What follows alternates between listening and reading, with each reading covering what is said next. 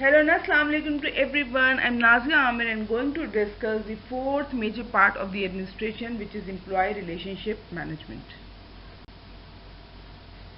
Developing effective employee relationship. Number 1, job-centered versus employee-centered approach. Adequate information, subordinate participation, listening to subordinates, feeling of approval, showing interest in employees, fair treatment of employees, making exceptions, dealing with mistakes. Here I am going to show the static human resource management cycle, which is identify source of competitive advantage, then identify HRM strategies, then implementing HR strategies, then monitor and evaluation, and the last step is scanning the environment. The human resource management process. Functions of the HRM process.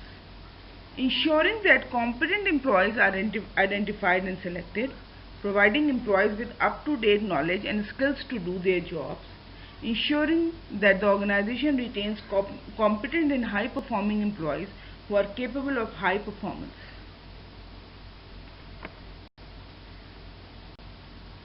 Here I am going to show the human resource management process. Components of our HRM system. Human resource planning, which is further divided into recruitment, /decruitment, then selection, then orientation, then training, /development, then performance management, then compensation and benefits, and then career development. Environmental factors affecting HRM.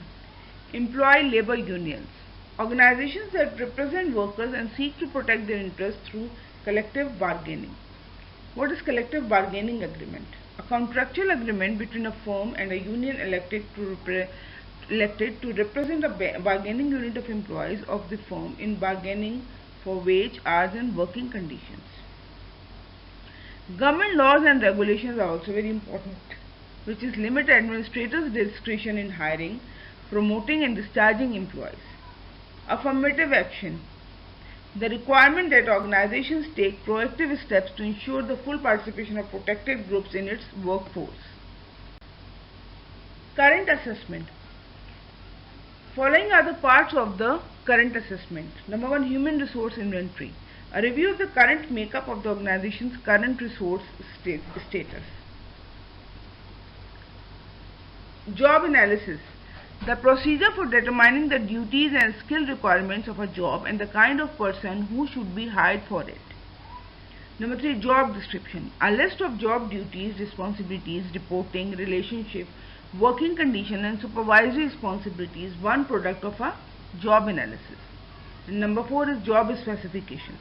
A list of jobs, human requirements, that is the requisite education, skills, personality and so on. Another product of job analysis. Here I am going to show the picture of uses of job analysis information. Recruitment and selection. Then the parts is legal compliance, discovering unassigned duties, training, performance appraisal and compensation. Recruitment and decruitment. Recruitment. The process of locating, identifying and attracting capable applicants to an organization. Decruitment. The process of reducing a surplus of employees in the workforce of an organization.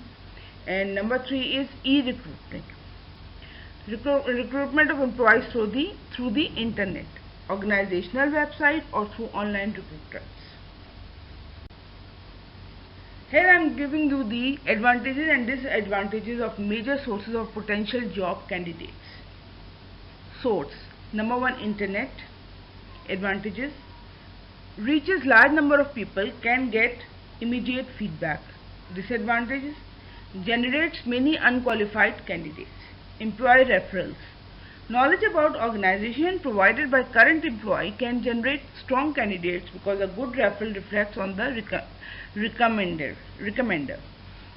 Disadvantage. May not increase the diversity and mix of employees. The third one is company website.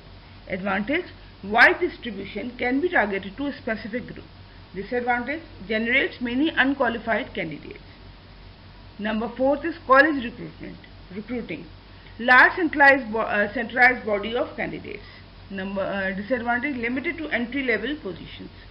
And the fifth one is professional recruiting organizations.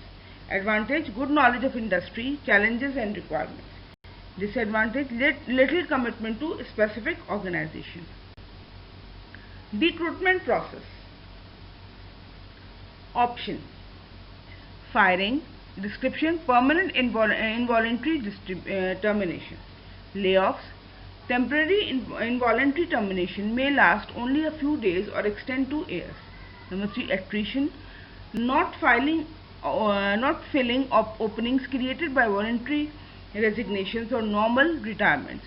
Number 4, transfers: moving employees either laterally or downward usually does not reduce costs but can reduce intra-organizational supply-demand imbalances.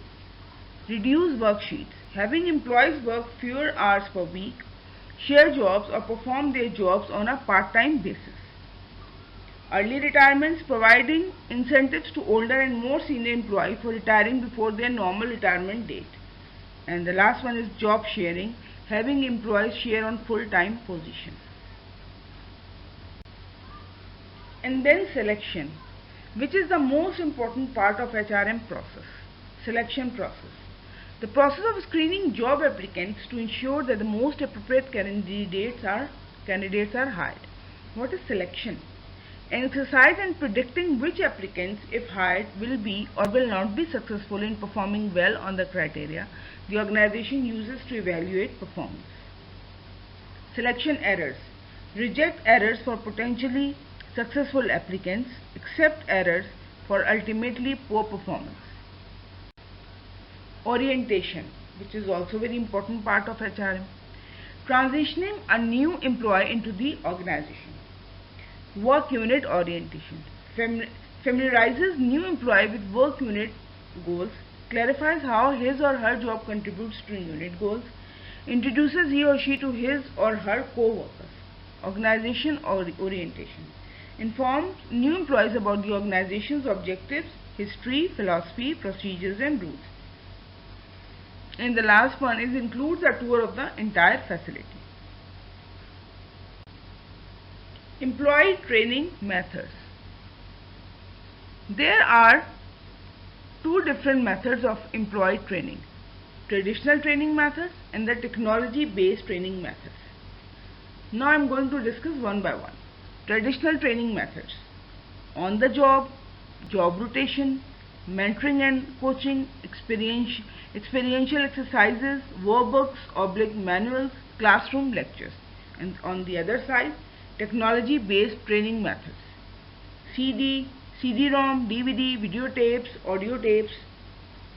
Number 2, video conferencing, teleconferencing, satellite TV, and the last one is e-learning. Job analysis in a jobless world. What is job? Generally defined as a set of closely related activities carried out for pay. From a specialized to enlarged job. Job enlargement: assigning workers additional same level activities, thus increasing the number of activities they perform. Job enrichment: redesigning jobs in a way that increases the opportunities for the worker to experience feelings of responsibility, achievement, growth and recognition. Job rotation: moving a trainee from department to department to broaden his or her experience and identify strong and weak points to prepare the person for an enhanced role with the company. Systematically moving workers from one job to another to enhance work team performance.